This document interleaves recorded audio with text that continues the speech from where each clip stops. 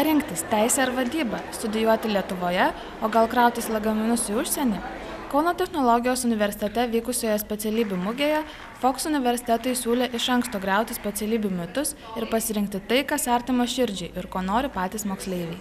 Kokios specialybių atstovus šiandien pakvietėte į renginį? Įvairiausių, pradedant nuo tos pačios medicinos, ką jau minėjau, želdinių, jų dizainas, sporto vadyba, mechanikos inžinerija, statybos inžinerija, menai iš Vilniaus dailės akademijos, antreprenerystė ir vadyba, kultūrinės, kūrybinės industrijos, teisė,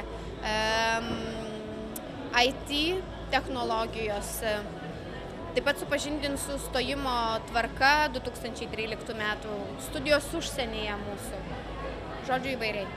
Mugėje apsilankiusi darbo biržos atstovė teigia, kad šiuo metu daugiausiai yra ieškoma mokytojų ir vadybininkų, tačiau jaunuolių besidominčių šiomis specialybėmis mažai. Kiekvienam mieste labai skiriasi, tarkim, ką galėčiau išskirti, tai turbūt medicina visais laikais žmonės norėjo būti gydytojais, vadybos, teisės, naujos, pavyzdžiui, specialybės kaip antreprenerystė, toliau netgi tos pačios techninės specialybės, ten statybos inžinerija, mechanikos inžinerija, labai įvairiai. Šiuo metu bent jau pagal Eurostat duomenis tai, kad jaunimo padėtis pagal nedarbą gerėja ir žiūrint tiesiog praeitų metų, tai mes buvome ir 4. ir 3.